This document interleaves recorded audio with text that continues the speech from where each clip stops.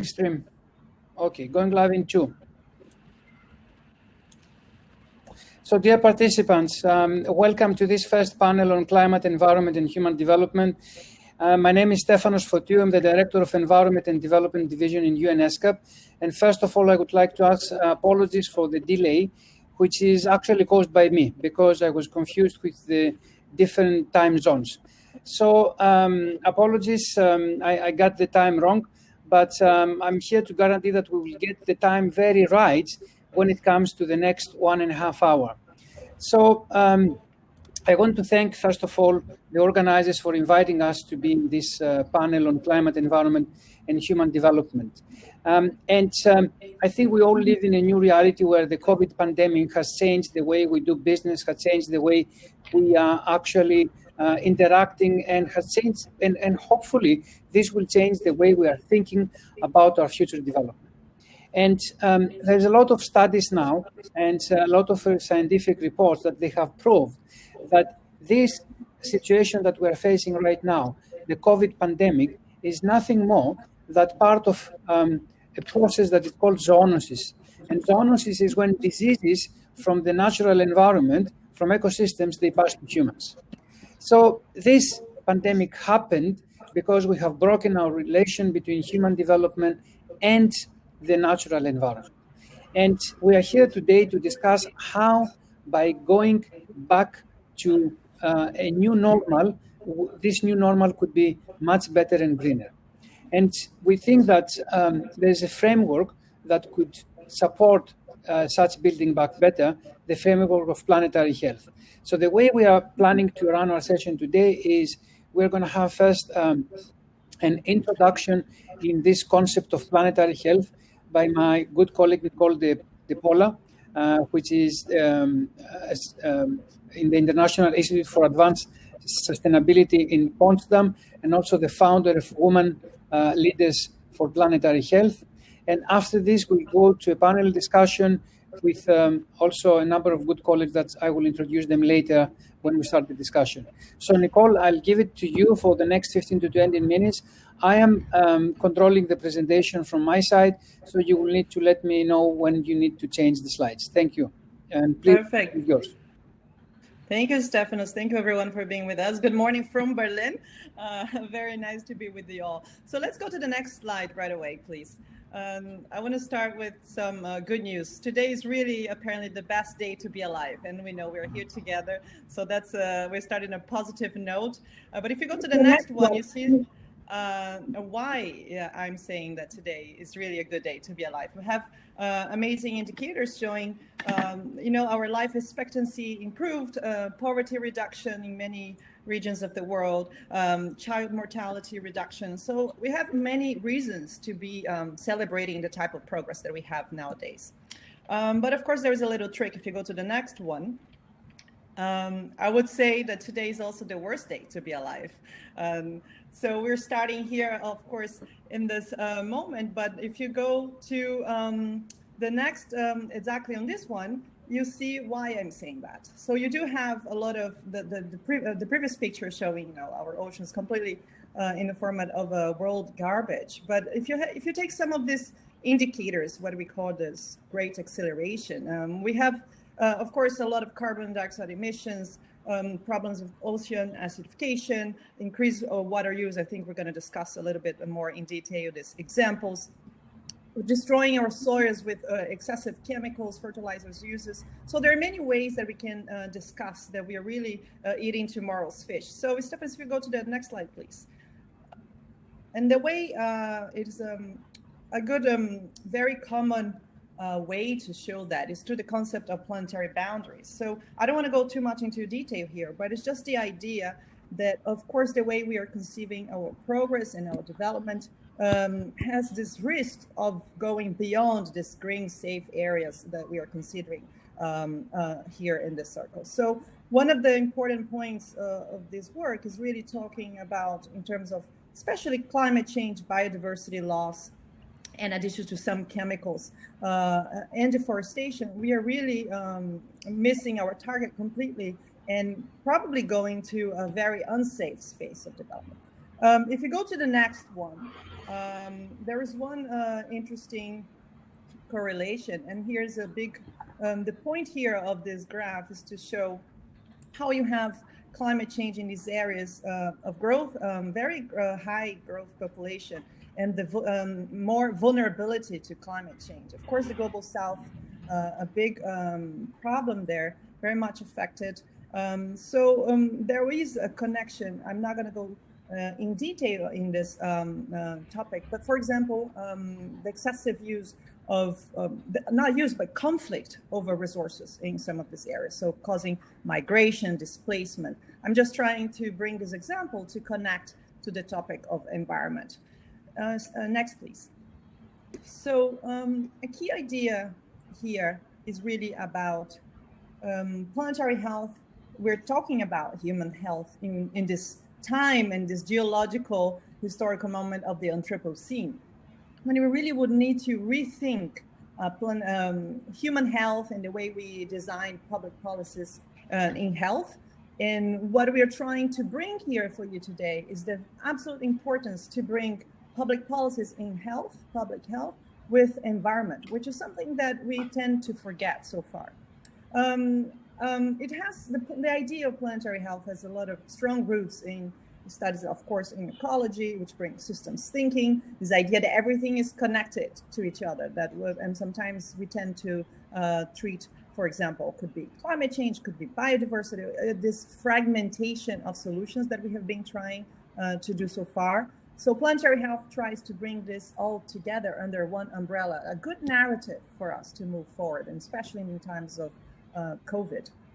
But historically, this concept or framework has gained a lot of power in 2015 when you have the launch of this Rockefeller Foundation Lancet Commission on planetary health. So at that point, it is really a movement coming, the public health professionals calling for a new discipline. Next, please. And the most important definition that you have, or important, I would say common definition. So planetary health is really simply the health of human civilization and the state of the natural systems, which it depends. So it doesn't sound revolutionary, but it's very impressive that we haven't been seeing our environment so connected to human health so far. And I think COVID really brings this opportunity to discuss this more in depth. I'm bringing here this Planetary Health Alliance. So if you want to know more about it, I would suggest that you go to Planetary Health Alliance, and to understand, only in 5 years we were able to, this is a secretary hosted by Harvard, but it's really an international consortium of now 40 countries and more than 200 organizations. So I would really encourage you to look at that if you want to know more. Next, please. So if you see, just to reinforce these ideas, what I'm bringing, why planetary health matters, there are many reasons and many topics that we could discuss. We don't have the time to go through, but I hope that through the panel discussion, we're going to maybe discuss the examples more precisely. So, of course, infectious diseases with COVID-19, Stefanos, you opened bringing the issue of zoonotic diseases. I think it's really 6 out of 10 or 7 diseases that we have, new diseases, comes from this jump from animals to humans. So it's really important that we stop doing illegal wildlife trade, for example. It's very important that we have a conservation of our forests, so we avoid this context. Food and nutrition, and something that I'm going to discuss in a while. Non-communicable diseases as well. Those are the 2 examples that I want to bring to you with a little bit more precision. The topic of mental health, we tend to forget as well. But when you bring the green areas, we're seeing in this process of gentrification in urban areas, we know that apartments housed with green areas are becoming more and more expensive because there is a value there. So, of course, we all want to be living close to green areas, but this is becoming more and more expensive. And this is something we need to make it in a more, I would say, fair distribution of the spaces. And I mentioned displacement and conflict. Next, please.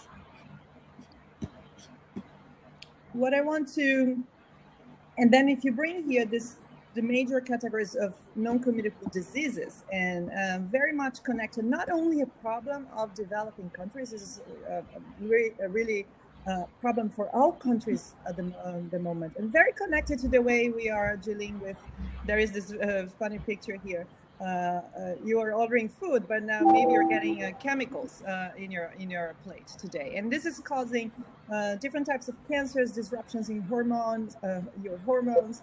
Of course, you have problem with chronic respiratory diseases. More than 7 million people dying of air pollution nowadays, and I lived in Bangkok as well, so it was a good times. I truly enjoyed. But I remember also the heavy days when we have last January 19, when the schools were closed. Kids had to stay home because of air pollution. This is a problem that is causing probably predicted $47 trillion in the next 20 years, just with non-communicable diseases. Next, please. Then one example, we want to talk about food security. And you have this awful reality that nearly 90% of the world's marine fish stocks are now fully exploited, overexploited, or depleted. We're truly eating tomorrow's fish. And that's something of a problem of equity, of fairness that I think we're going to discuss today. Next, please. Another issue that connects to food security, and of course, maybe for us nowadays seems obvious.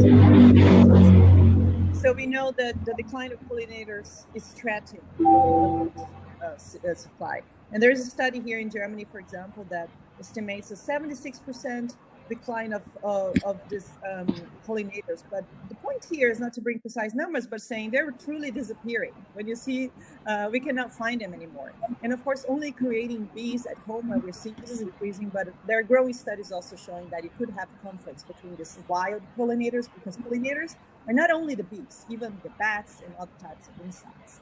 So that's something very important problem that we are now trying to have, it's about policies. Next, please. So the real, the $1 million question is how we're going to feed 10 billion people sustainably by 2050, if all the estimates are correct. So we have major gaps to close. Let me just highlight this first one. This 56% food gap between crop calories production in 2010 and those needed in 2050 under a business as usual growth. So if we don't do anything, we know that we're going to have enough food or calories for everyone. And of course, if we are depleting our fisheries, we have a problem. How, for example, countries in small island developing states will be able to get their proteins. Another issue that is we tend to forget, and that is what scientists are bringing for us, this special scientists, planetary health community. They're trying to link, when you're planting crops with climate change, some key nutrients are being lost because of climate change. And this connection, so we tend to have crops that will be basically more poorly in terms of nutrition. And that's something that is important to our health. But on the other hand, it's also, we tend to forget, or at least not highlighting, we focus a lot on the problems of hunger and malnutrition.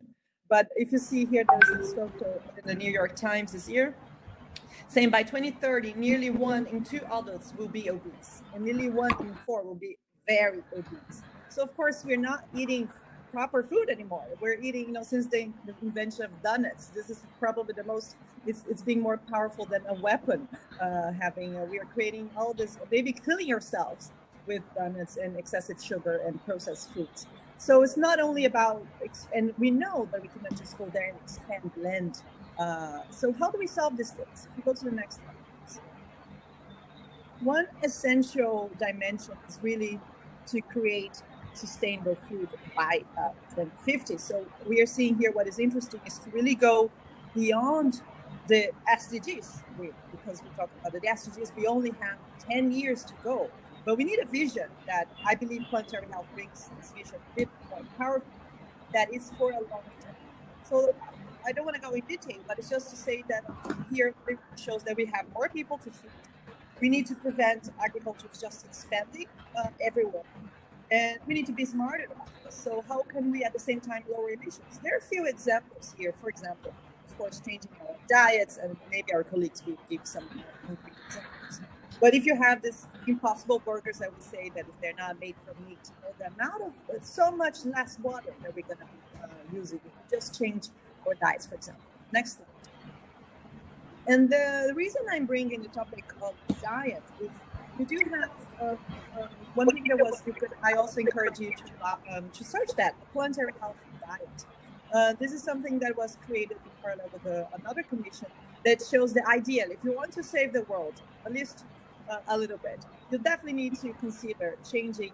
If you see here on the left, you see how we should eat. But if you go to the right, and the point here is not to go also in detail, but to show that as countries are getting, richer and developing, the tendency to go for the consumption of meat and other this type of proteins is really a problem that we don't have in 10 planets. So that's something that definitely needs to be rethought. So next slide, please. This is just an interesting perspective. Of course, we have climate change, and this Earth is getting hotter than my imaginary boyfriend. I just find this very interesting, and I hope not. But if you go to the next one, my main point here that I want to really connect to why we're here today. We wrote together with my colleague at ISS here in Germany. This is an article called "Is the Coronavirus Good for Climate Change?" And we argue that this question really missed the point. We saw these conversations at the beginning of this pandemic. A lot of people were celebrating that, yeah, well, at least we're at home, no emissions, it's good for the climate.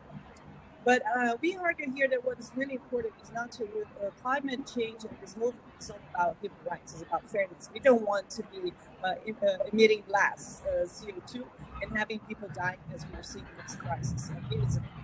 So what we try to bring, and that's a key message here, is that we need to combine these two movements.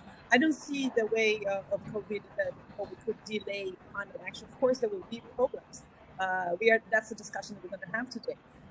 But we need to combine these two crises, and that's why I think planetary health is a more holistic next phase.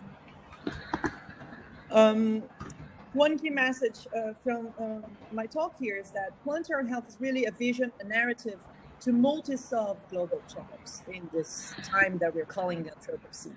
We don't have the time to tackle these ideas of gender equality or water or climate in a separate way. And of course, if we're doing, and it is the Anthropocene, humans, in the end, we are kind of in the center of this. So we need to take care of our health and our well-being.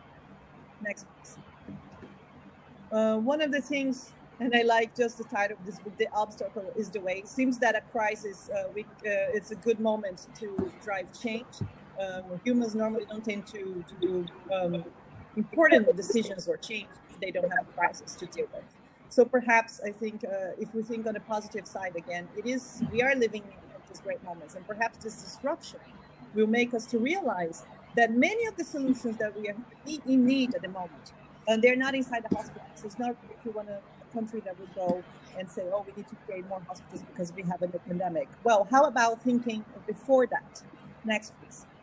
So my 3 key points that I would like to leave you is human health in the Anthropocene is really is at risk because of this drastic environmental degradation that we're seeing.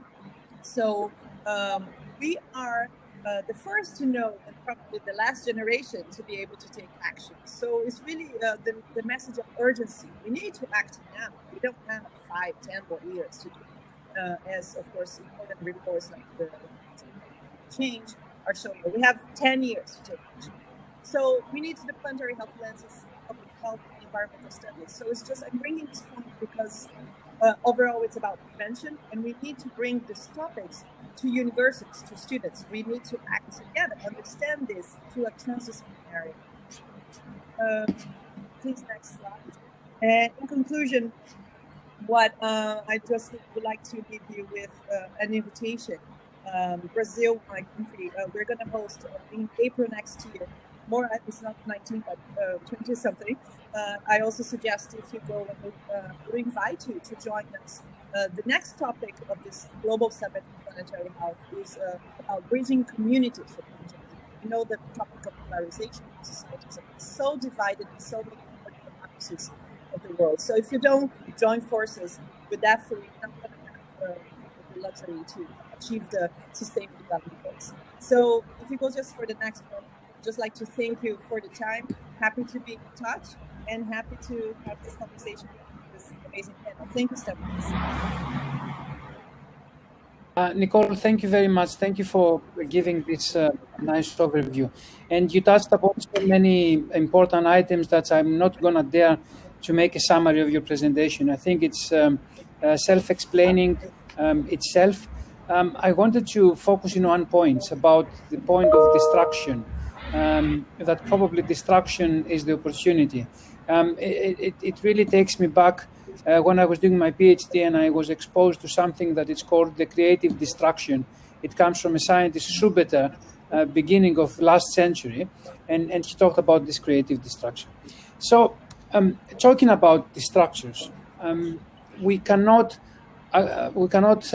stay away from the fact that as COVID is probably one of the biggest disruptions we have seen after the Second World War, and it's definitely the biggest disruption I've seen in my life, there's another large, big, huge disruption that is coming, and it's the disruption of climate catastrophe.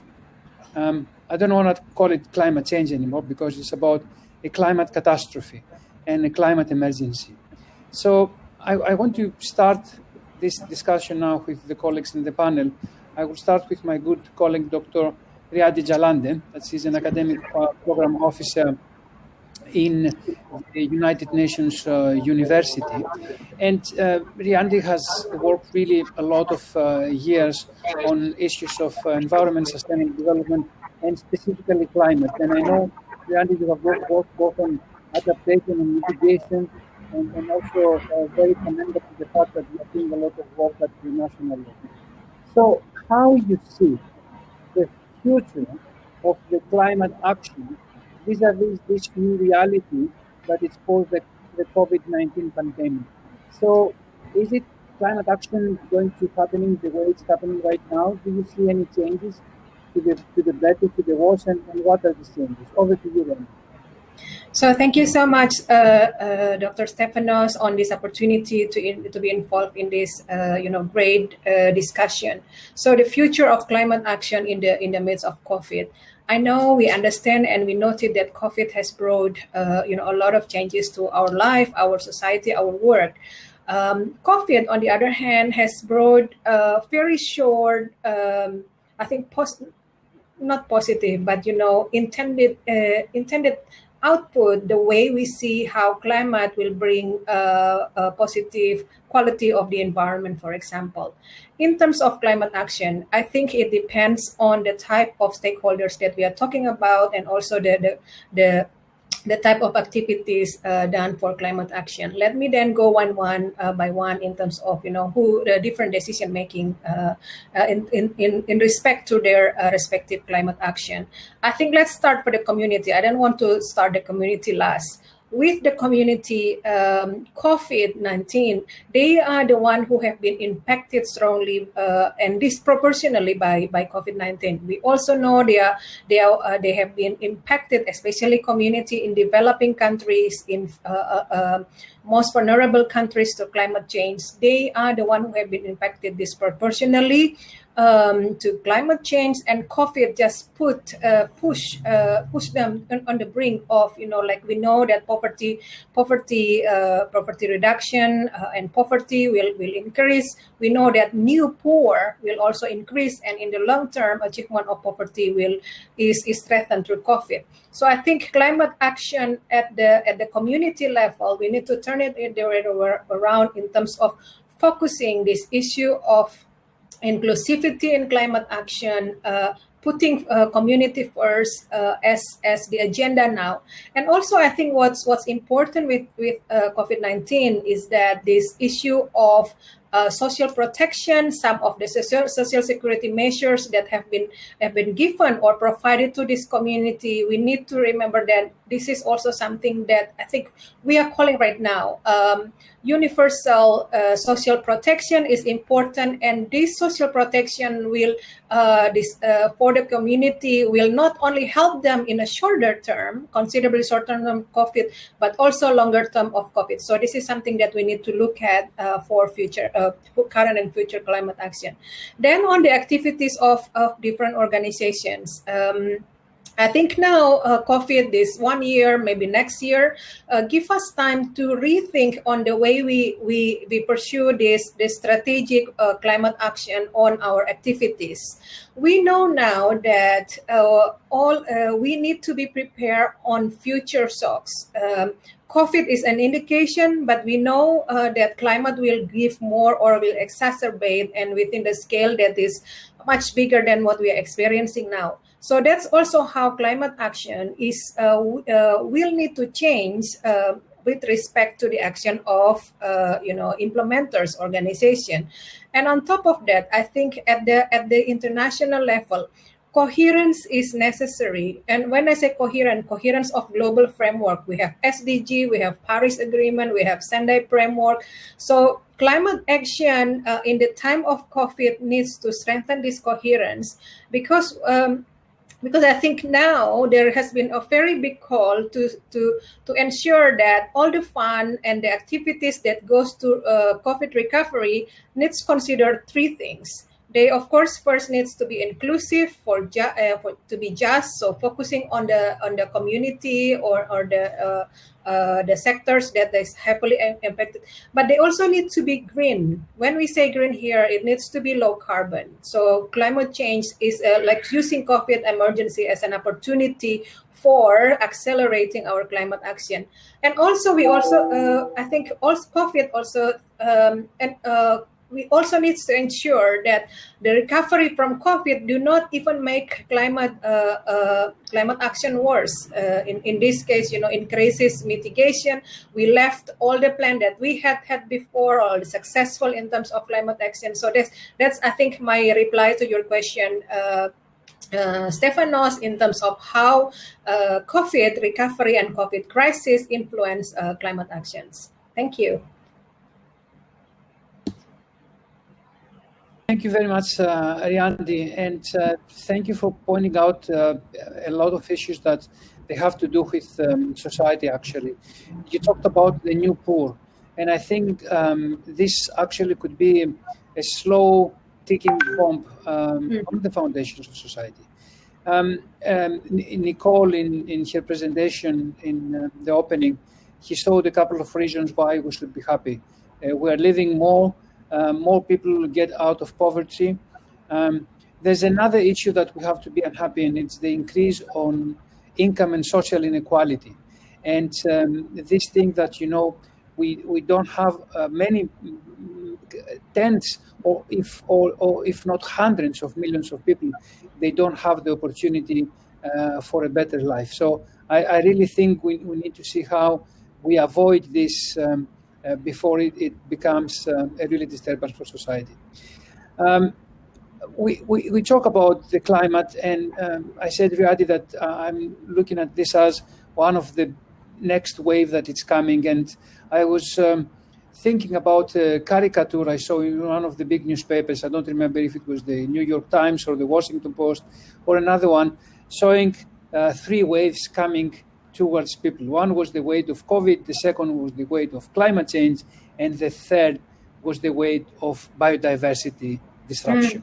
And as I said in the beginning, we do have any proof that this pandemic happened because we disrupted our relation with the environment. So this is the point to bring to the discussion my good colleague Solène Ledoze, which is a program officer in UNESCAP. She's working in the Environment and Development Division, and she's our ESCAP expert on ecosystems and on the sustainable management of natural resources. And Solène has worked previously in other UN agencies, including the IPBS, the International Panel on Biodiversity and Ecosystem Services. And I think it's the right person that I can ask you, Solène, why we haven't managed so far to create the argument with the policymakers that ecosystems health is indispensable for humans' health. We have scientific panels, we have agreements, we have capacity development happening. Why policymakers are still not convinced? Over to you, Solène. Thank you, Stefanos. It's an interesting but big question at the same time. I'm just going to share my personal opinion on this, and I think it's really a combination of different factors, of issues, different things happening, and also happening at different scales. But first of all, I would say primarily, I think we're stuck in this mentality that human development or growth has to be measured by GDP, right? This is the way growth should be envisaged and measured because this is what has been promoted for a long time. And this disregards nature. The financial and market systems are also based on this idea, with the fact that environmental degradation is not internalized in the cost of things we buy and we consume. So basically, the end user doesn't really pay for the cost of degradation of the environment. And in fact, if these costs were included in the price of the end products we buy and eat, then they would be probably a bit more costly, and we would realize this a bit more. So overall, I think there's a lack of understanding of how much economic growth actually also depends on nature, on the natural capital, on biodiversity, on ecosystems, and the service they provide. And also a kind of feeling that somehow humans are outside of nature, outside of ecosystems, can just use it, but like a lack of seeing things in an integrated manner where humans are part of nature, part inhabitants of the planet at the same level as other species, for example. I think another contributing factor is the fact that it takes time to see the effects of biodiversity loss and ecosystem degradation. And sometimes, like if you live in an urban area, you're not very close to nature, you feel remote from this. And it's, of course, like it's gradual because nature is resilient.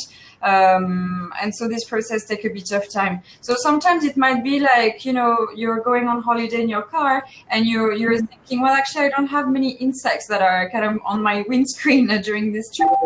As compared to 10 years ago, you're in your back, you have the same feeling, So it's just like tiny things like this that make it like more concrete in your daily life, but otherwise like it might feel as something that is quite remote from people.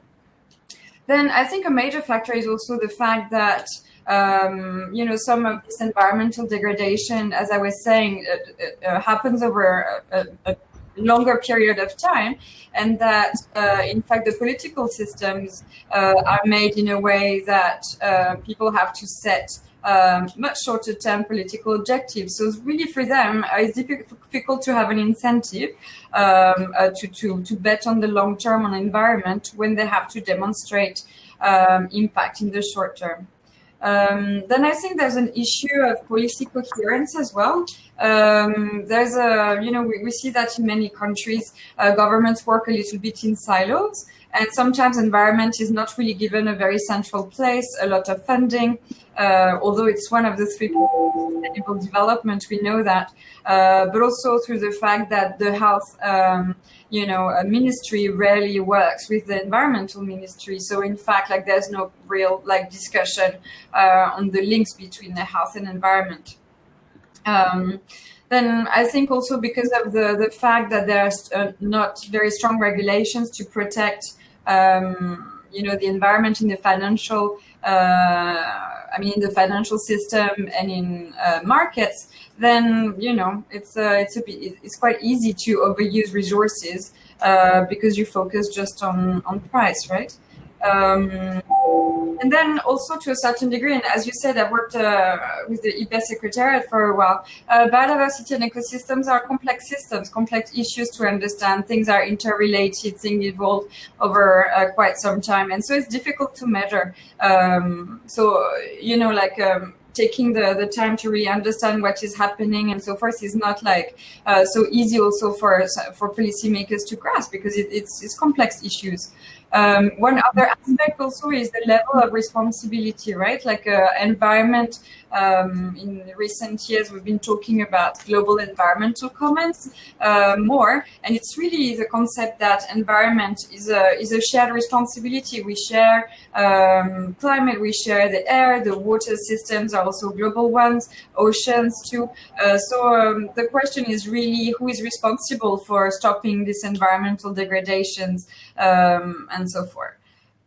And also, I think from a personal perspective, as I was saying before, I feel it's maybe a bit far from our daily lives. As long as day in, day out, you keep getting the food you want, the clothes that come from natural fibers, that you want the water, the breathable air, then there's really no sense of urgency that you feel to mobilize yourself and change your consumption habits as a person, whether you're a policymaker or anyone in the streets. So although I think a lot of initiatives have been promoting natural capital, looking a lot of assessments, looking at biodiversity, ecosystem services, lots of science, lots of data, also the emerging issues on looking at ecosystems and ecosystem services, and even putting a dollar figure on the services that ecosystem provides to the human societies, then I think people are still not met with that feeling of urgency because of all these reasons together. So at the moment, I don't feel there is a very strong political agenda that is pushing governments to also act collectively, right, for the future, because this idea of acting collectively is really important. And also, there's no lack of massive movement from population and consumers. I mean, we've seen in the past years massive movements for climate change, to fight climate change, but not the same thing is happening for biodiversity and ecosystems in general. So I think, if we don't have that coupled with a really strong political will to act collectively for the future, this is where things are lacking and why we haven't managed to make progress. Thank you very much, and thank you for closing with the need to focus on two things: the political leadership, but also the people's movement, what I will call. And I do really also hope from my side that this movement we have seen, especially from the youth in the area of climate change, we can see it also in biodiversity. You talked about the need for integrated policy. You talked about the fact that sometimes there's no coordination even between the same governments. And this is the right time to bring to the discussion our next colleague, Dr. Barbara Janosch-Pavleta. And Barbara, I don't know if I pronounced your name correct, sorry if I'm wrong, which is the Vice Rector on International Cooperation and Public Relations at the Kazakh German University in Kazakhstan. And when we were putting together this panel, actually, she is the one that she can bring us a little bit to the reality of Central Asia. I see, Barbara, you are the rector in the Kazakh German University, the bridge between Central Asia and Europe. We have seen Europe being quite proactive when it comes to the COVID recovery, with new green climate deals, with a lot of references even to the issue of planetary health.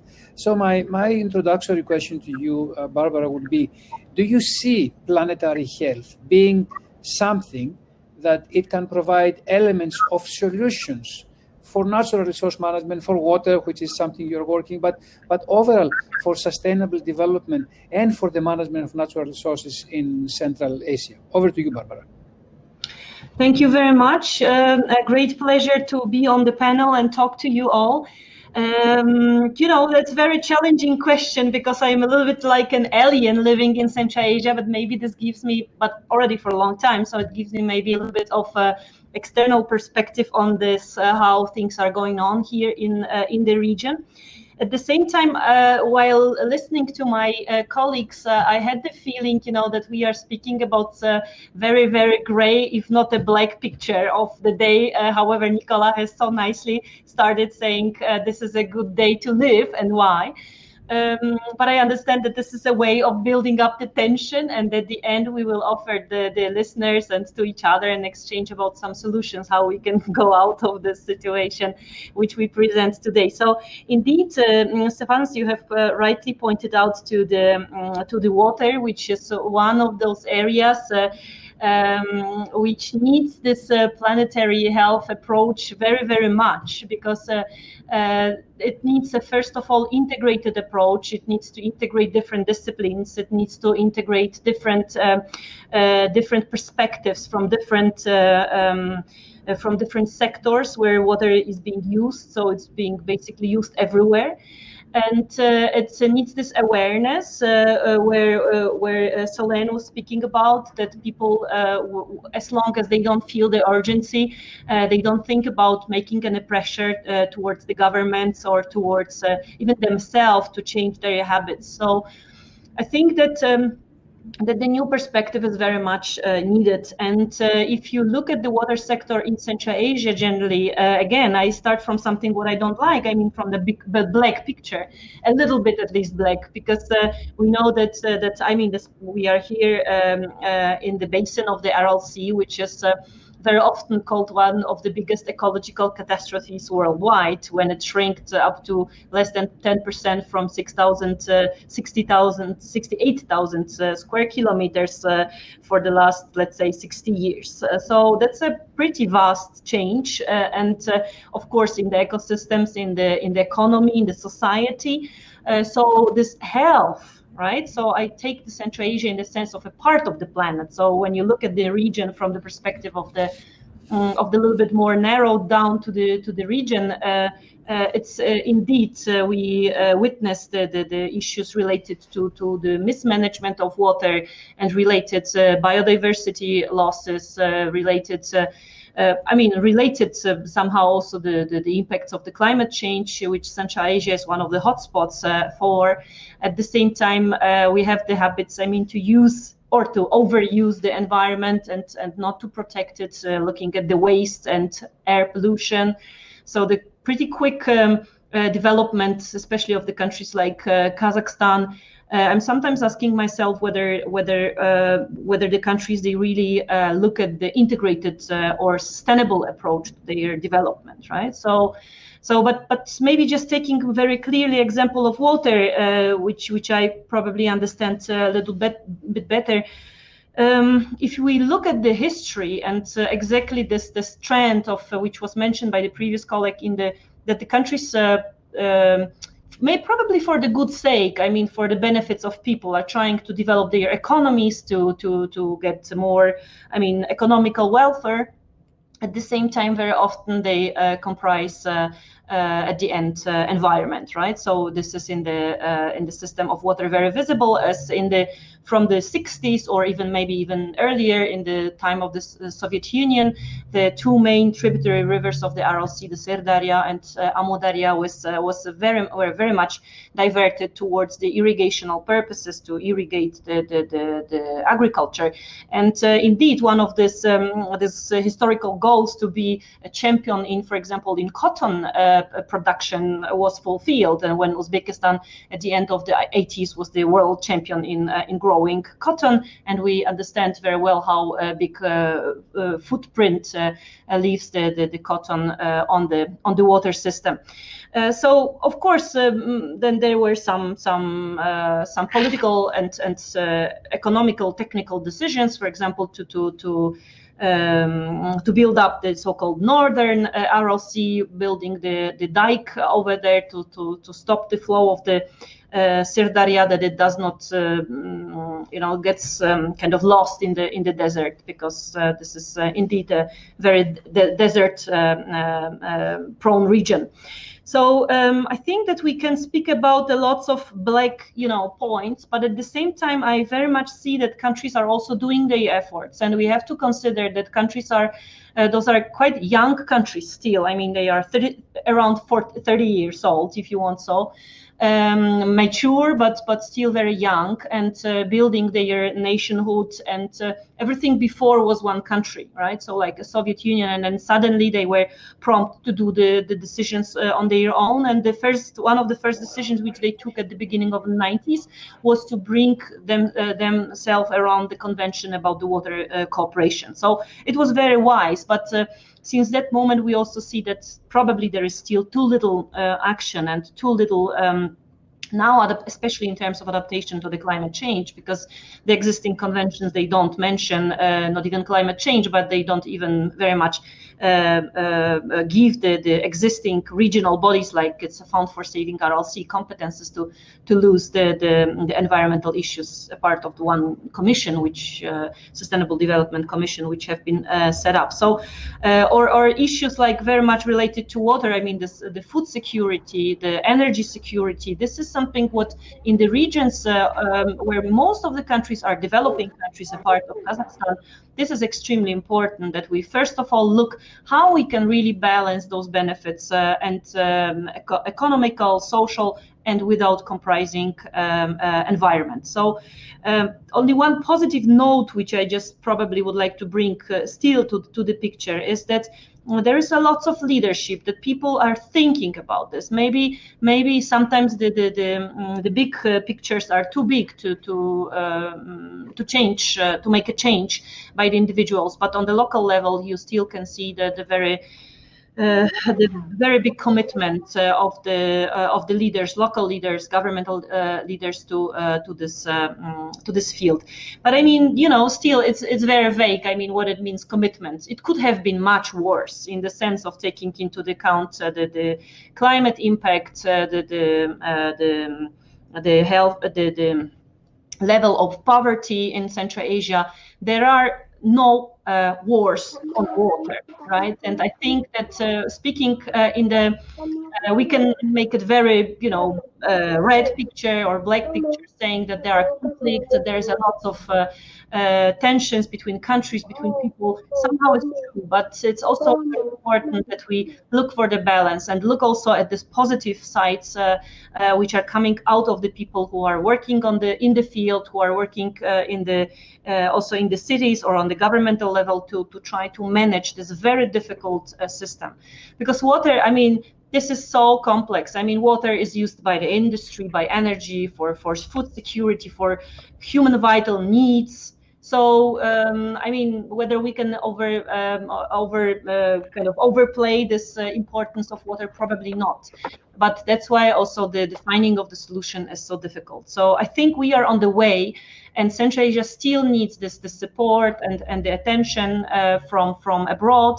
You mentioned Europe, the relations, the Central European Union Central Asia Initiative. It puts also a focus on water. There is why the German Kazakh University, because Germany is promoting very much the policy of sustainable management of water resources already for almost 15 years here in Central Asia, in constant programs, and many, many more.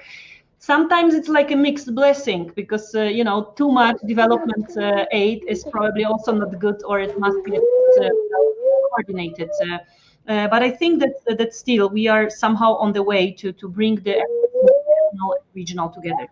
And probably last thing in taking into account the planetary approach, which we are having somehow today, it's very important, this exchange between the different regions. And we mentioned now Europe, but I think much more also about Asia, and Central Asia is part of Asia. I don't know if it was politically correct what I said, but I think it's very important to make use of all the resources which are around. So of the contacts towards Europe, but also to the Southeast Asia, to China. Of course, keeping the national interest and the natural environment in the good state, but also taking the opportunities of integrating and not only looking at the disintegration, which is very, very big, of course. Thank you. Nice. Barbara, thank you very much for this very holistic approach. I'm tempted to ask one thing, because you mentioned yourself that, you know, Kazakhstan, many countries there, they used to be one country, now they're separate countries. And also there was a kind of tradition of central planning in this part of the world, which is now substituted with the, I would say, more kind of Western type planning.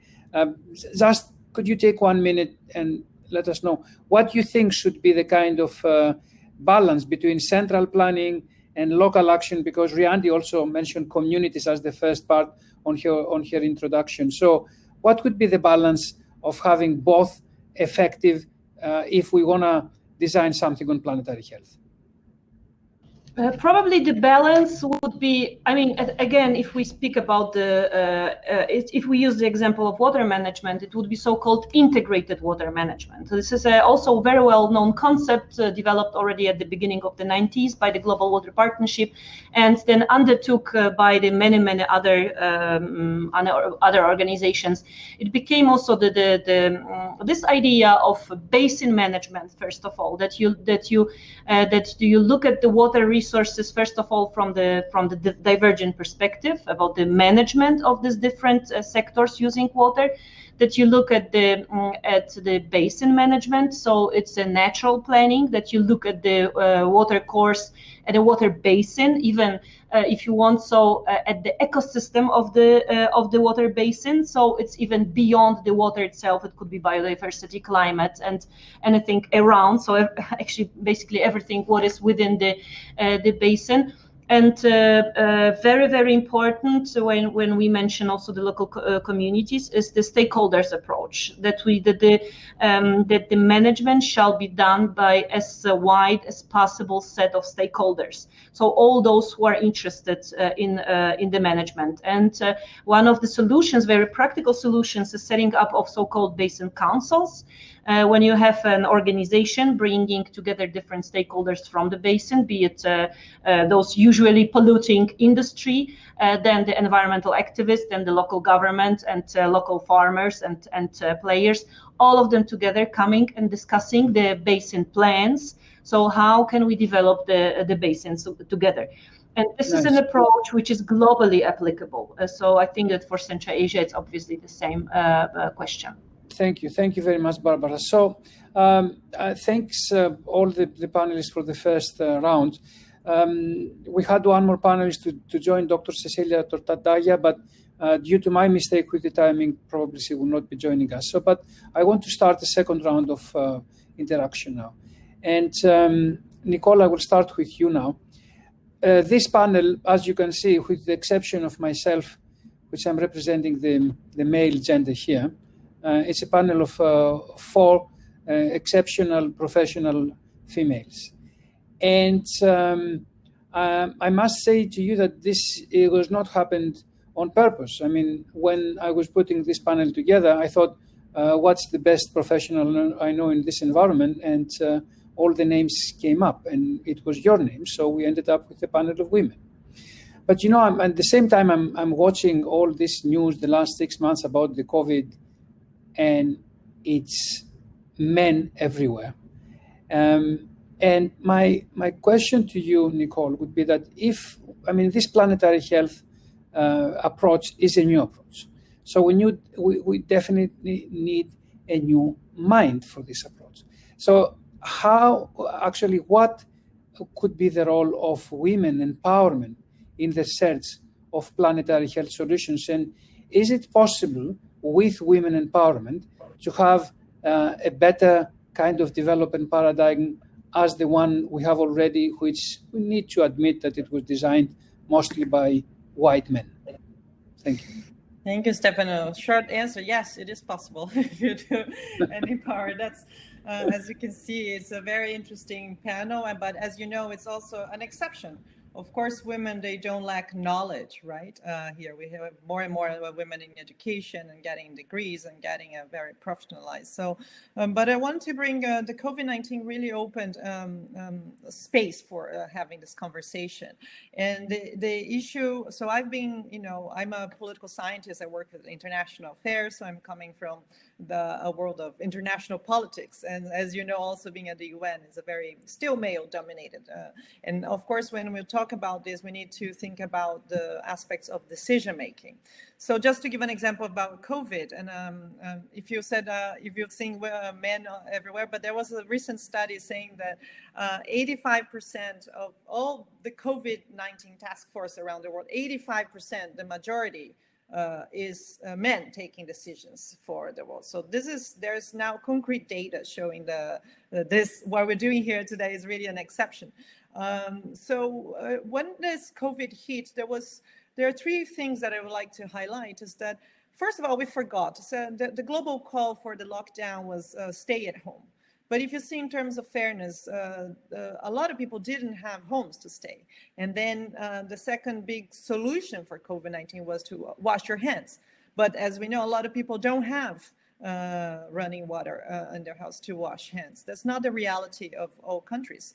And of course, the discussions are happening online. We have a digital gap. So this is the first. But the second group that was very much in disadvantage during COVID is when you have those people, they had homes, but they could not stay at homes because they were in the front lines of the response. They were risking their lives to take care of others. And 70% of these people risking their lives to take care of others were women.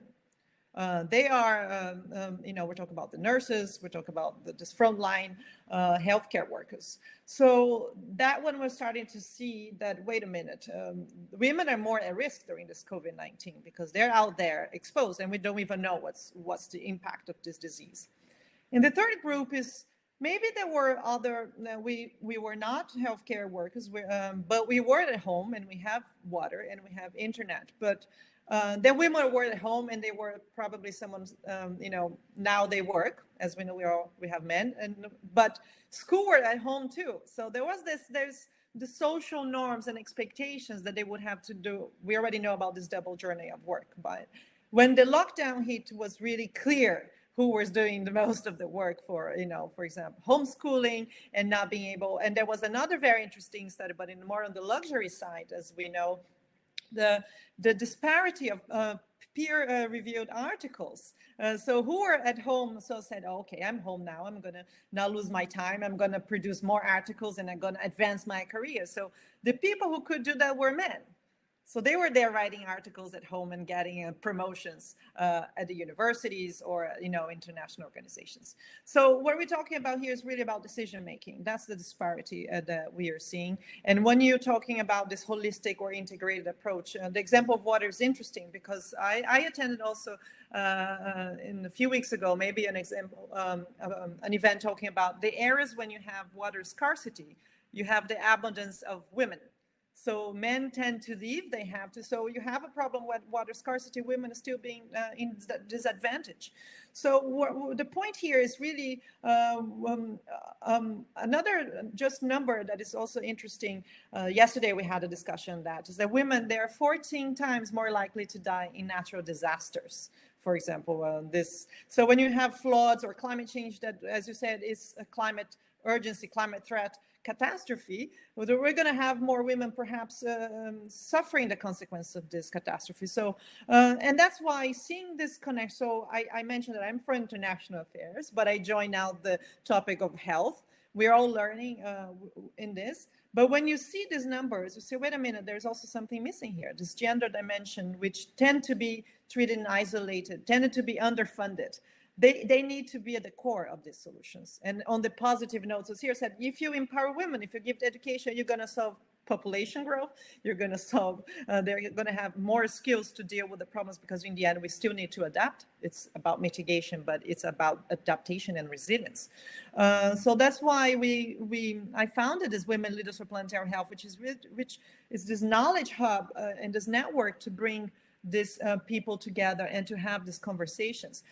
Finally, I would like to remind all of us that it was very interesting during this response that also became a bit famous in the news, how countries led by women like Germany, Finland, Taiwan, to cite, I think, Norway as well, they were having better responses to COVID. So now scientists are very much interested in the question, is there anything special about the women's styles of leadership? That's a concrete scientific question that I think we have early responses that, yes, perhaps because women care. So that's something we need to definitely have more discussions. Thank you, Nicole. And you started saying, but that this panel is an exception. Let's hope that this panel, so it's not about the panel, it's the decision-making participation of at least equal participation of women will not be an exception in the very near future. Women, I mean, this is it's half of the part of the world that is usually left behind. And you explain how it could be brought forward. But unfortunately, we have additional groups that's often they left behind. When it comes to the climate crisis, there are some groups, and these groups are particularly the poor and the people that they are making a living in rural areas, that they are really left behind. And I would say that they are not taken at all into account when climate policies are designed. So I would like to turn now again to Riandi and ask here that, the Sustainable Development Goals, they do say, leave no one behind. So how you think this new reality, Riandi, probably in this effort to have a new development paradigm, how we can ensure that climate actions allow for equity and social justice, and this is something we met, and particularly, I would say, for the vulnerable groups as poor and women. Over to you, Riandi. Yes. So thank you, Stefanos, on this question.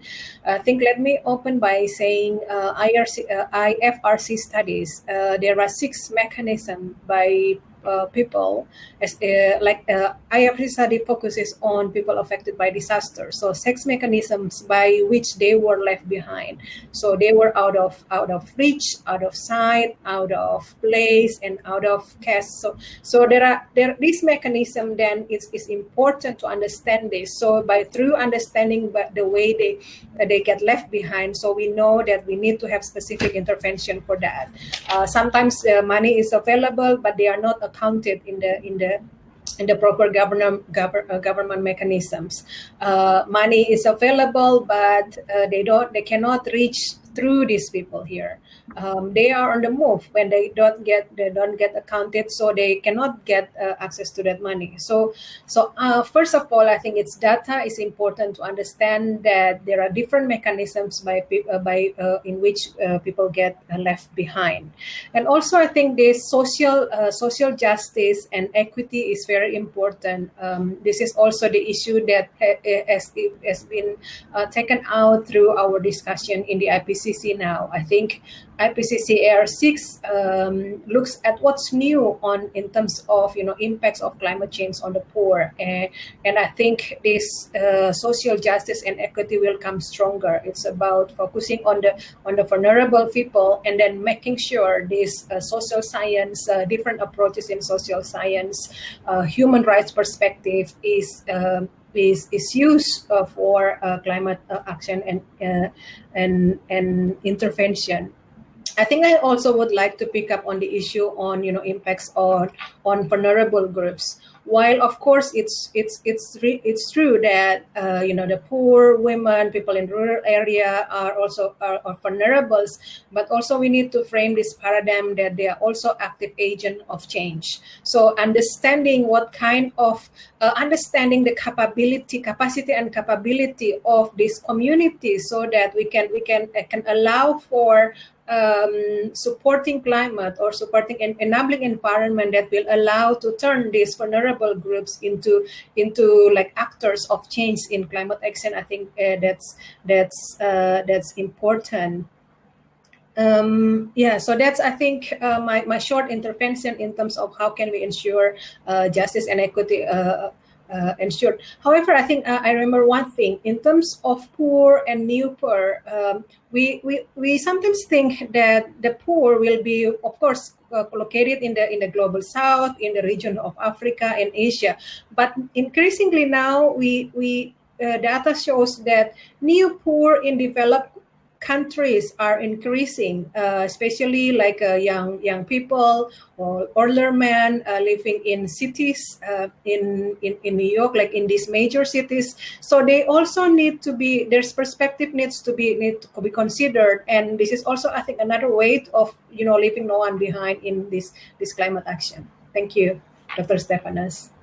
Riandi, thank you very much. And you talk about the new poor, and it gives me the opportunity to say that, we should understand poverty, and especially the new type of poverty, not only as income poverty. It's also the other element of poverty about opportunities and poverty of access to services. Yeah. I even can kind of share a personal experience here. I was born on an environment that it was considered poor when I was in Greece, but I had access to many things that many people do not have today. I had access to free education, free healthcare, and I think sometimes it's more important all this access to services. And many of these services, they have to do with the environment. So it's about the right for access to clean air, the right about to access to clean water, the right to the access to the protective nature of the environment. So it's about these services that they are coming from ecosystems and biodiversity. And this brings me back again to Solène. Solène, I mean, what's some direct links that you see between biodiversity, ecosystems, and planetary health? And you mentioned about the gaps we have today to make things happen. What can be done to maximize planetary health and reduce the risk of diseases, zoonotic diseases, from an environmental perspective? Over to you, Solène. Thank you, Stefanos. Well, maybe, I mean, here we're really diving into what Nicole very eloquently presented earlier in this session, right? But going back to the fact that planetary health is the health of human civilizations and the state of natural systems on which it depends is really the basis for the understanding here. And as Nicole said as well, I mean, the figure I have is like 60% of infectious diseases are from zoonotic causes. So this means spillover from animals to humans. This covers Ebola, HIV, the avian flu, and the sicknesses transmitted by many mosquitoes and rodents, right? And we also understand that COVID-19 is very most likely to also be a zoonosis. So I would say that the links between biodiversity, ecosystems, and human health is quite clear. First of all, some even a very high-level politicians have said in the last UN Summit on Biodiversity that biodiversity is a health insurance for humans, and the loss of biodiversity directly affects the occurrence of human diseases. This is a known fact. Then we know that all the factors that cause land use changes and enhance the interface between wildlife and human population severely increase also the risk of human diseases. And also all the factors that affect the ecosystems that produce our food, so the agroecosystems, negatively will also increase through multiple factors. So for biodiversity, I mean, I will go quickly over this because I also want to focus on the solutions, right? What can be done. But basically, yeah, so we know that biodiversity loss affects human health. It has the ability to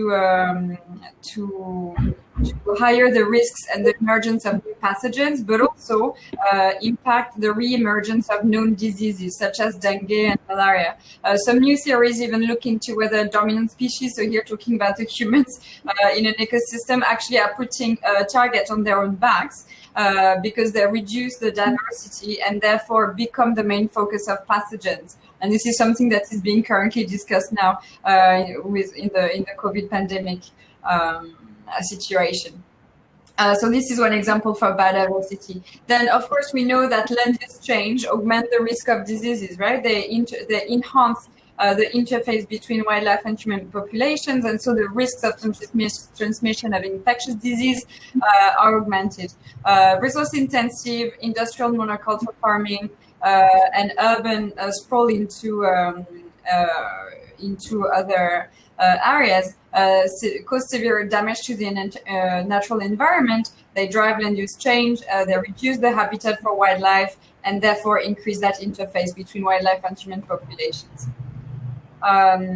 The intensification of production systems is also a very big factor here. The fact that we're reducing the biodiversity of the crops that we're producing, the fact that we have intensive breeding of animals is a key factor. The fact that we use agrochemicals have effects on the ecology of soils and water. The use of antibiotics has impact as well on human health. Because it's leaked then into water system and soils, and we know that it can create antimicrobial resistance, right? Including for some bacteria that are very significant for public health.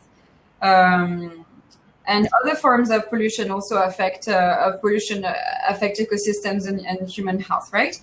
We know of the issues of heavy metal accumulation in fish, for example. Lead and mercury are known to be toxic, particularly to infants and children. So this is another example of how the pollution of ecosystems can impact human health. And then just a very brief note on climate change. We know this has an impact on land use changes, and therefore it creates also like it enhances that interface between human populations and wildlife.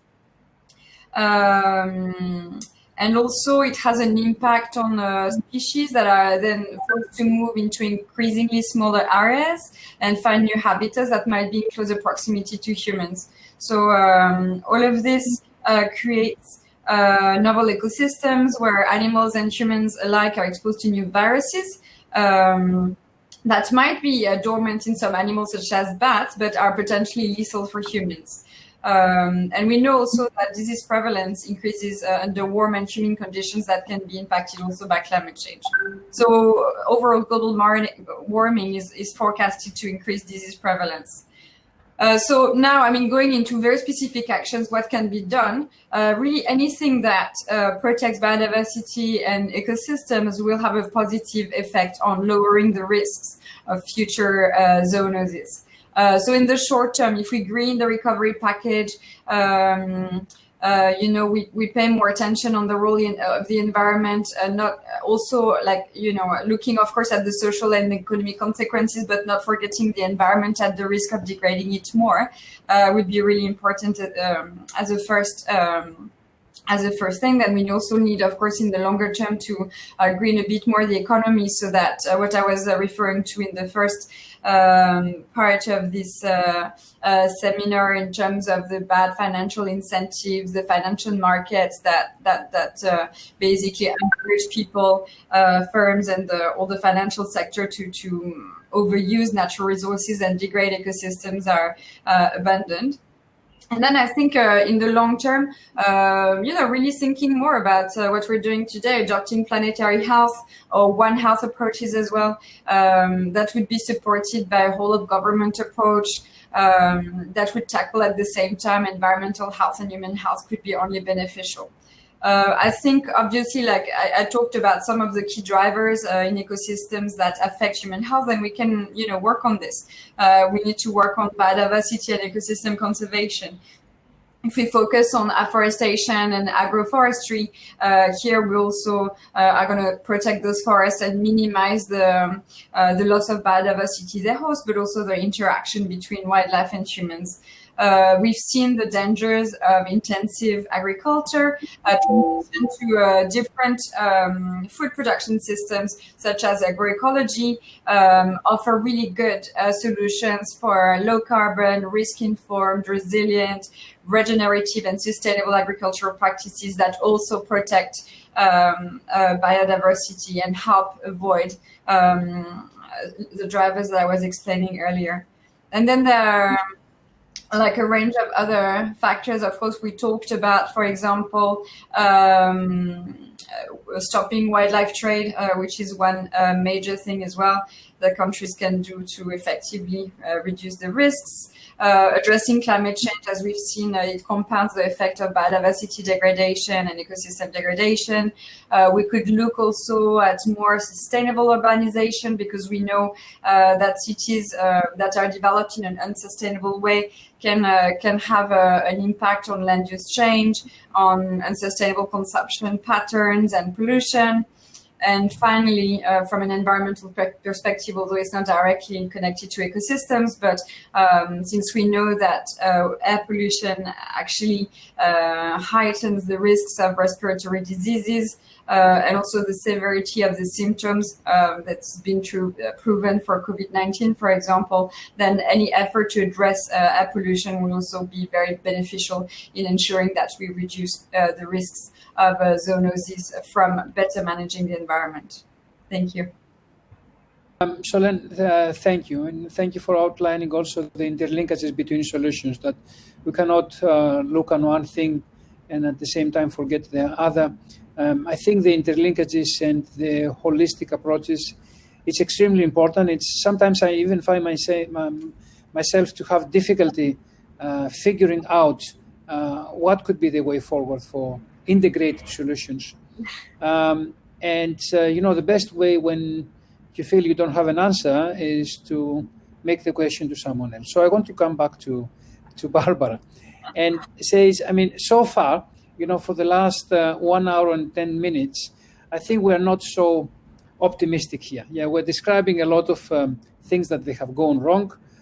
We have some ideas that things can be better, but I would like in the last 30 minutes of the discussion to go a little bit more positive note. So, Barbara, indeed, we have a very disrupting environment. What you see is the way forward in this disrupting environment? And given your role also as vice rector in a university, what you think is also the role of education on a positive way forward? Over to you, Barbara. Thank you very much. That's so exciting also to listen to the speeches where I could link to different, needed for the new minds, and then I can answer education and students, right to access to water, and then I can again refer to education in this field to not in the sense of universities, but also just making people aware that they have the right to have home and to have water and then to have sanitation for protecting them from the disease and so on. But that's rather general. General is to state also that we have sustainable development goals. We have the general global policy where the countries have committed to, and again, coming back even to Central Asia, all of our countries are struggling to push for this. We have NDCs, national contributions, where the countries, they set their goals. They are looking for solutions. It's just basically not easy. So we have to look. We have to look for it. And how can we look? I think that first of all, we have to recognize that we need each other, that we need each other in the sense of human capacities, in the human and environment, as we speak about the planetary health, that we need, different levels of communication, different level of management, that there cannot be only one leader saying this is the right position, not in terms of policy, not in terms of economy, education, nothing. I think that this collective approach, at its this participatory approach, I think this is one of the key answers to how we can overcome changes. I think there is also one of the Eastern sayings that if you go alone, you go quick. If you go together, you go far. And I think this is one of those issues which could be also considered as a solution. And within this, I think that extremely important role plays in education. And you mentioned. Of course, I'm a little bit biased and thinking all the time in the perspective of universities and education, or at least education on the different levels. And I see that we need responsible education. We need responsible science. Science is not only, I like that previously somebody said COVID and who is sitting home and who is doing business out of this COVID, to put forward science, right? It's not about the personal development. It's about the contribution to the general knowledge, which is again general, but this is really crucial. I think that we kind of inherited for us, and that we understand it very deeply. That we have nowadays we have the response. We should develop responsible solidarity, if you want, so somehow, right? Or we have to be aware that there is risk, but there is also an ethic of this risk. So we have to go ahead and say, okay, we have to solve this problem together. Okay, maybe it might be thousands and millions of kilometers away from me, but sooner or later it will come up in the sense of changing climate, losing biodiversity, and all of the or diseases and so on. So I think indeed that that education has a crucial role here, and education at every stage, starting from the environmental awareness. I mean, if you don't start from the school, if you don't do projects with children, making them aware how important it is where they live, because maybe they will not be able to live if something around changes or disappears, it's very important. And also making them think about this. It's not only, then teaching them. I see probably because of some comparative experience between different culture and educational systems, I see that there is not everywhere the approach to teach thinking. And I think that if we want to have people who are not just followers and they go for climate strike because now it's just a habit, kind of, at least in some countries, but they are kind of, okay, maybe not really pressurely feeling today, but they think, oh, this is and maybe not immediate danger, but at least to me it will come sooner or later, and then I make an aware decision. I want to go for this, and we really have to start with this from very beginning, and I think for this reason universities has an extreme importance, because they teach teachers for somehow, right? They teach experts. We have to think in the universities not only, as somebody said, we think about environment in terms of monetary system, right? Or we think about growth product and all of those systems. This is also somehow applicable to the university. You have to have the publications in the very high court, newspaper, journals. You have to this and this and that. And very often we just forget to teach the people how important it is to find solutions which are good for everyone, not only for me and for my progress or of my countries. I see it very well in we have a program here. It's a master program on integrated water management in Central Asia, and we have students who are nominated from the government of Central Asia, and they're coming here to study in very small groups. But you must see at the beginning, when they come from their national perspective, this is my water, don't forget it. And then after 2 years, they say, oh, let's share it. I mean, we find a solution, how we can do it together, right? So, however, they are upstream countries representatives and downstream, and they are governmental civil servants, so they have very strong sense for the national interest. And I think this is the role of the universities, which very often is forgotten, that university has to teach this, this spirit of cooperation, and also the spirit of awareness of environmental importance, that all the solutions, if you are engineer or political scientist or whoever, you have to find solutions taking into account all interests, and also, I mean, those sustainability interests, economy, social, and not comprising environment, right? So, and I see in Central Asia that's really, I don't think that it's only here, but here I can see it for the last years, that it's a little bit neglected. I mean, the universities, if you are studying one direction, then there is no diversity, there is no integrated approach. We don't. We focus on a very narrow field without thinking about the broader context of our actions. If we are experts and taking decisions, for example, building dam. Do we really understand and equally treat that building them means not only generating energy, but also maybe a loss of biodiversity, or maybe a loss of social issues when we just flood an area and stuff like this. So I think there is a great role of the universities in this education process of facilitating the change.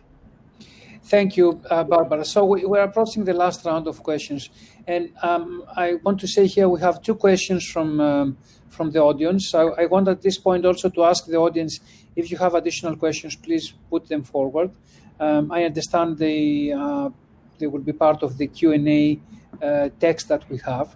So I would like to start addressing actually the questions we have from the audience. And the first one, Nicole, is for you. It's from Mr. Madi Kanathia, and the question is, why is the definition of planetary health so human-centered?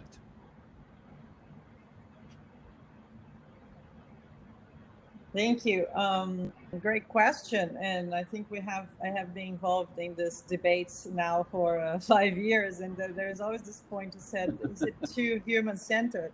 But I think one quick answer is just probably, if we accept it's human-centered, of course, this is, if we think that planetary health is also a movement, right? It's not only a scientific field, but it's coming from public health, from doctors, and we're still interested in how to solve, the health of humans. So it's very, in this sense, is very human-centered. But on the other hand, there is a very large understanding that planetary health is to not be so human-centered, in the sense that we have to put ourselves, in the context of nature. So there is a call for more humility if we want. If we want to talk about, Barbara, you made so many good points about education.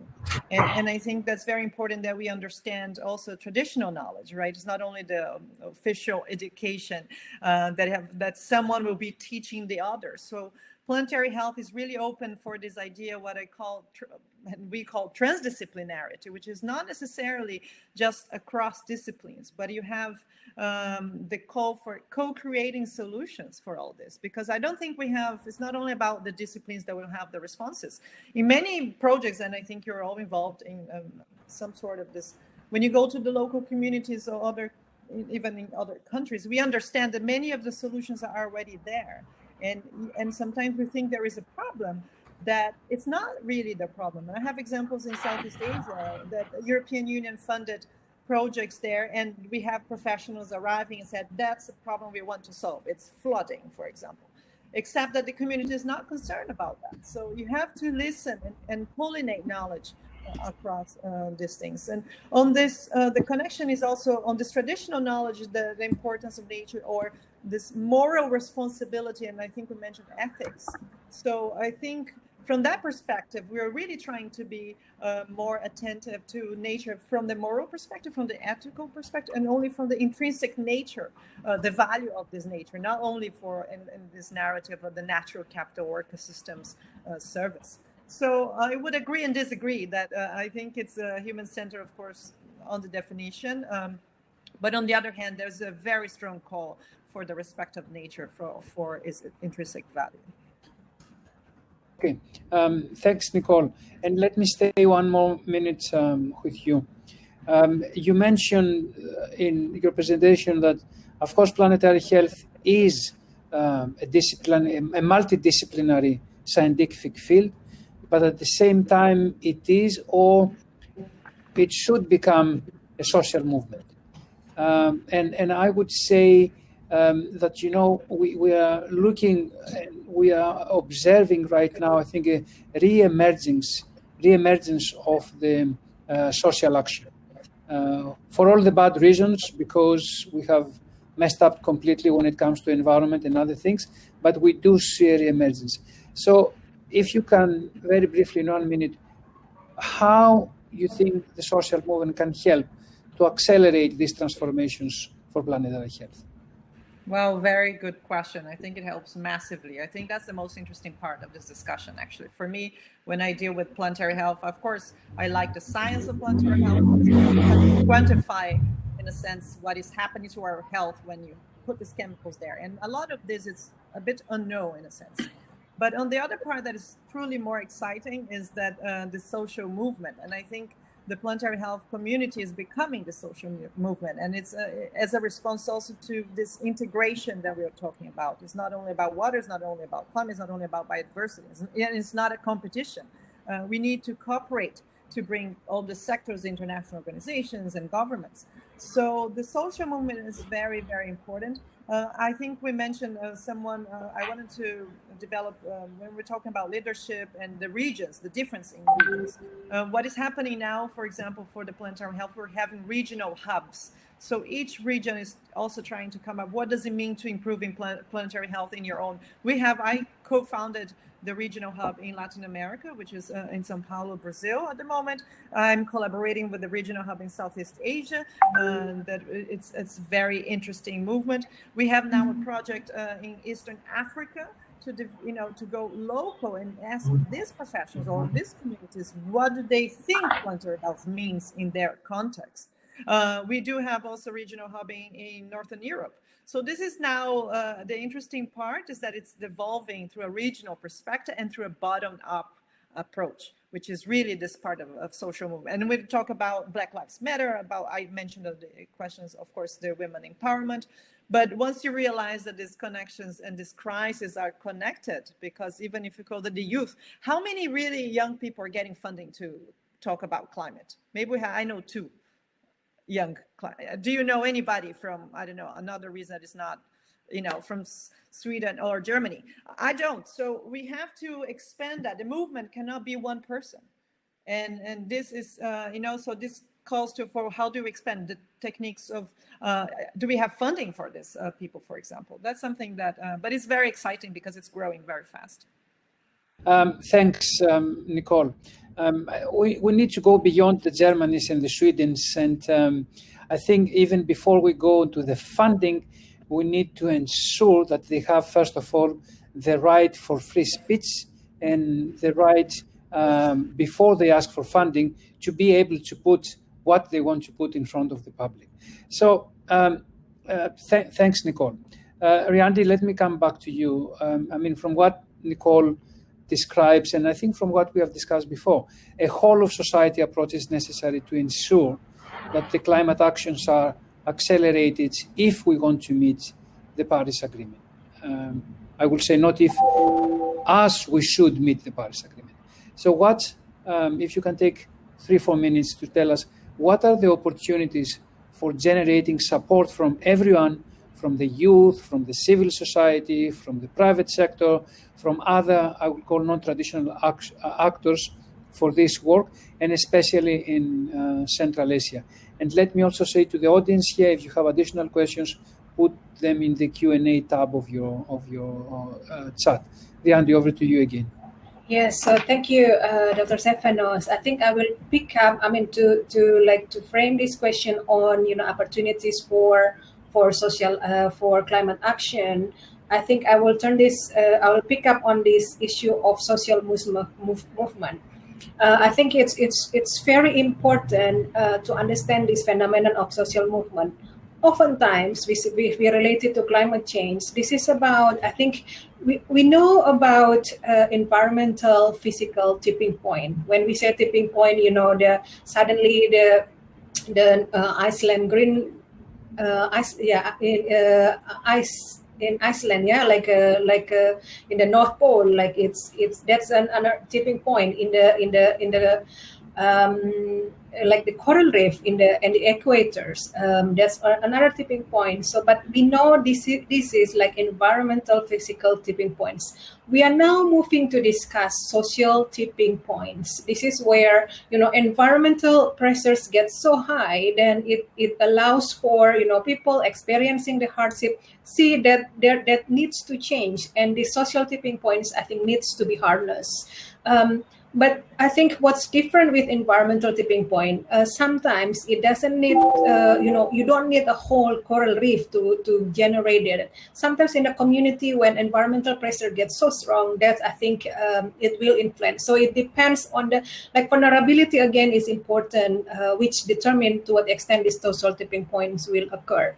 I think one very clear example, this Syrian I think Syrian movement, the Arab Spring.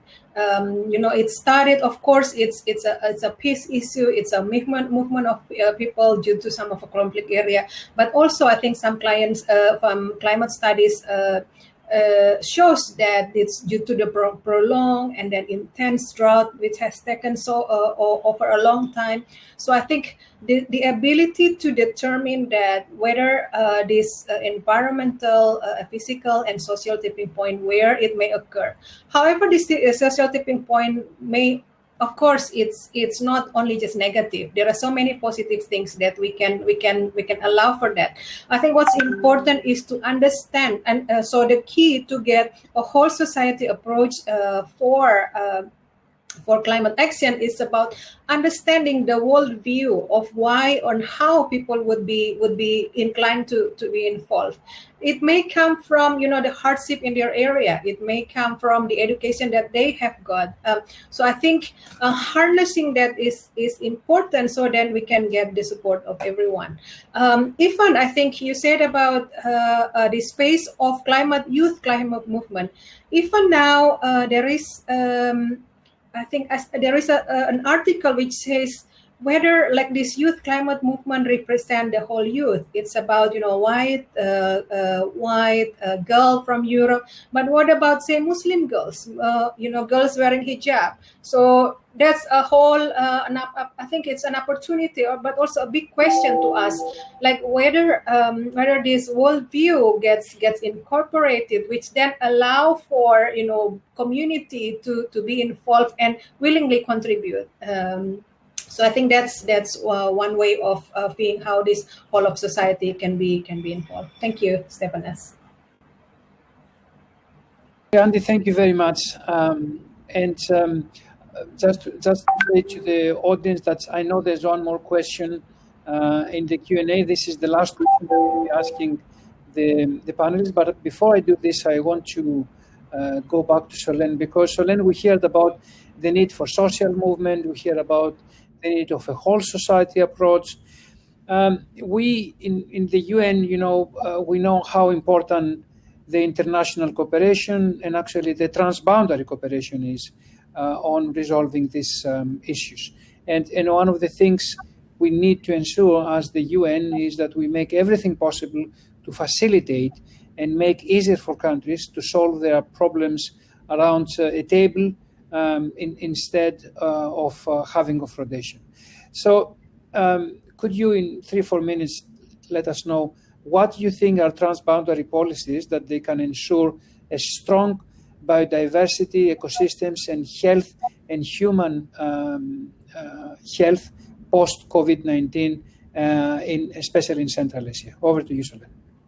Thank you, Stephanus. Yeah, as you rightly say, like we need collaboration, but also simply because biodiversity, ecosystems, and nature in general don't really know the boundaries of countries and so forth. And this is not the way nature works most of the time, apart from very localized things, right? So really this issue of collaboration and collaborative governance is really important. So I would like to go back also to the solutions I highlight, like could be taken at the national level in my previous answer, and focus more on what could be really transboundary in nature. But first of all, and also coming from ESCAP, where really our mandate is to promote collaboration and cooperation between countries in Asia and the Pacific, we've seen the value of, first of all, having regional platforms that can support the exchange of best practices, strengthen capacity building, and share information in general. This can really support policymakers to embed planetary health and environmental considerations into COVID-19 recovery packages, for example. So I think that would be something very important to start with. But then in terms of more specific policies, sectoral policies, first and foremost, I think transboundary conservation of biodiversity and ecosystems is critical. So we know in Central Asia, the protected area networks has been increasing steadily since 1990, which is great news. And interest is growing in transboundary collaboration for protected areas that have a particularly high biodiversity conservation value. This is very true for migratory species or when dealing with watersheds. And so forth, and like this joint management of natural parks across borders of some countries would be really important in terms of managing that human and wildlife interface. I know, for example, at the moment in Central Asia, there are discussions ongoing and a project ongoing for the creation of the West Tian Shan Transboundary Conservation that would bring together the management of 4 natural reserves together across 2 countries. So that would be something really positive in that sense. Then some action as well on better managing the consumption of wild animals and wildlife trade. Wildlife trade is really something that is regional and very global, actually. In Central Asia, we know there are risks associated with hunting wild animals for human consumption and wildlife trade, banning wildlife consumption for food and related global and regional trade, as well as banning wet markets across the region would be a very immediate and positive and strong step towards mitigating and preventing current and future zoonoses. Then going back to the agricultural sector as well and the risk factor it presents, especially for intensive agricultural systems, we can look into that also from a regional perspective. For example, we know that the steppes of Central Asia that are considered one of the most altered and endangered ecosystem on the planet and is only protected and only 3.66% of it is formally protected, is massively threatened by the conversion of grasslands to farmland, the exclusion of wildlife and overstocking in livestock and infrastructure. So looking at that and having an impact also on how the expansion of the agricultural land over natural world happens is something that at the regional level could be done also.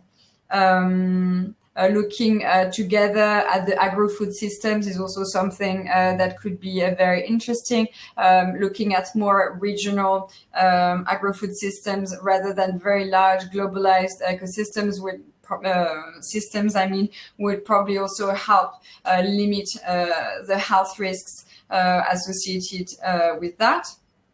In terms of biosecurity, animal welfare laws, and overall more stringent production animal welfare and sanitary standards for phytosanitary and animal production. That would be one very positive step that could be taken collaboratively. And then going back to climate change, we've seen the impacts of climate change on the emergence of zoonosis and on planetary health. So of course, climate is a global issue, and we think that regional platforms and networks could really help raise awareness and raise the ambition of on climate really. The same goes also with air pollution. Air is a shared resource, if you like, shared goods, environmental goods, and so we share also the risks and the responsibility to manage it properly.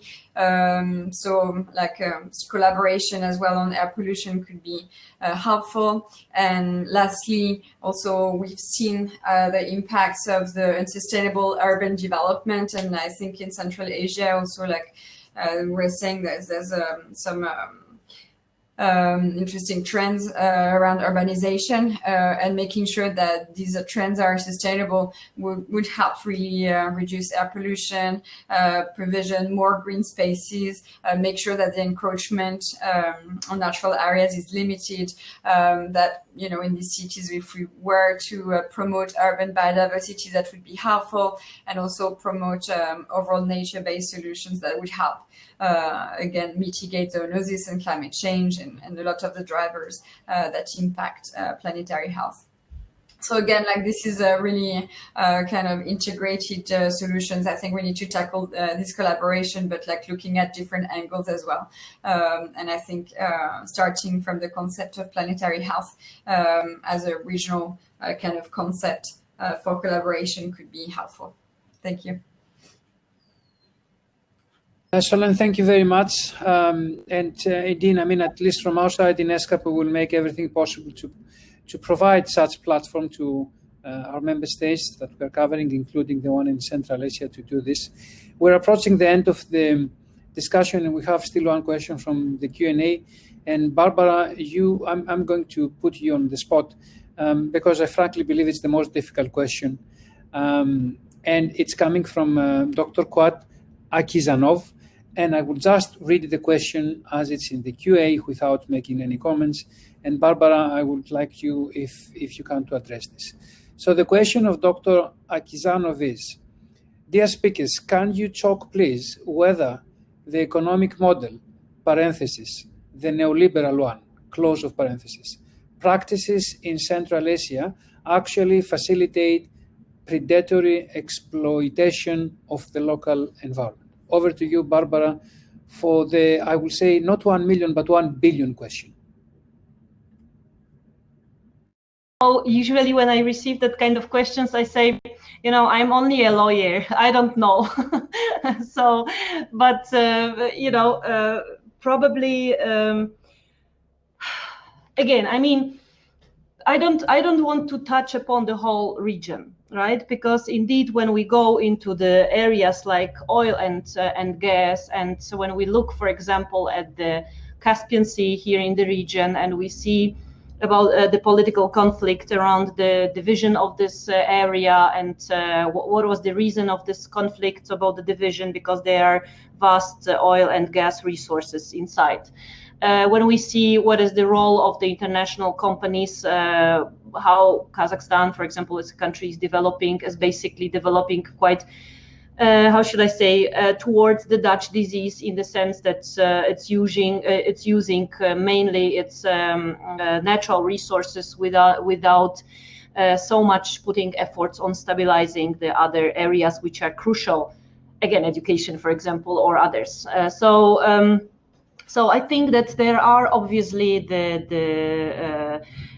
is the the approach when it's exploited, right? So there are like this, but the question is whether it's but again, generally, just a thought, whether it's a fault of those who are exploiting or of those who allow their countries to be exploited, right? So. Certainly, there is we see that from the recent even report of the World Bank that the COVID-19 is going to hit the not only economy but just generally the systems here in Central Asia very strongly, right? So it shows us that there are some groups of within the societies which are much better off than the others, as you mentioned, Stefano, at the beginning. Your personal experience, having the access to the services is very often more important than having the money in pocket.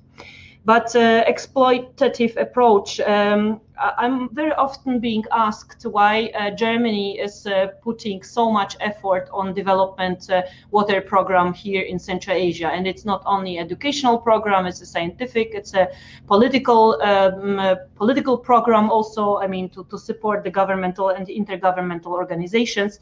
And people are asking, why are you doing this if you cannot get the water, so to say, out of this region to like oil and gas you would bring to your countries for cheaper maybe.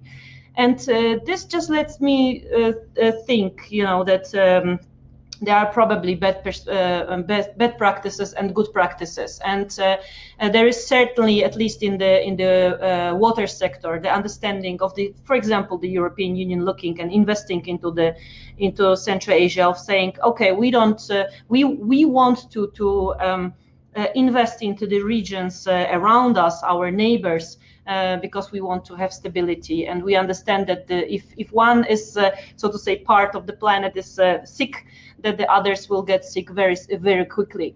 So I hope that I'm just a positive out of nature. I don't know how to help it, and I see, of course, that there are many issues which are not good. But I also see that there are many efforts and there are many people here on the ground who are taking this initiatives, picking them up, and turning them into the positive examples. So probably, the question sounded a little bit negatively, so I probably did not give a good answer. You don't have to pay me for this answer then. But this is how I experienced Central Asia for these years. I'm here 9 years. And I see that people coming to the programs to study, they really want to make something out of their life, not only for their private purpose, but also they are coming from the ministry, so they have to see their governmental policies around. But it's probably only, half true.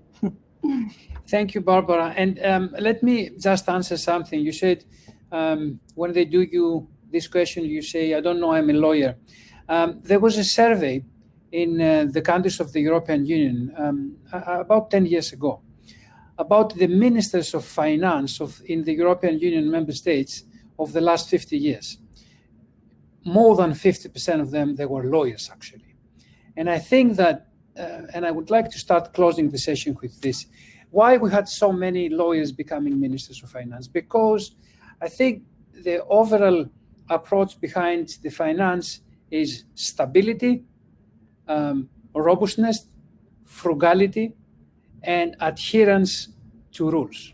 And who is better than a lawyer to ensure this thing? But I think we are in a position now that, yes, all of these things they need for financial stability. But we saw some amazing things happening the last months. So we saw some of the most financially frugal countries. I want to mention Japan here, one of the countries that financially is extremely strong and always very cautiously how they spend public money, putting 15% of their GDP on the COVID recovery. And that was the absolutely right thing to do.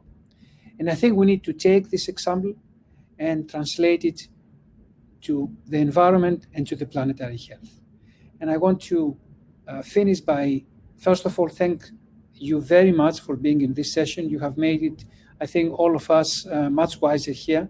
And also to say that we need to adopt an approach which I will call whatever money takes approach to fix our climate catastrophe, to fix our biodiversity, and make planetary health the norm for future development. So one more time, thank you very much, and I will close the session now. Bye-bye.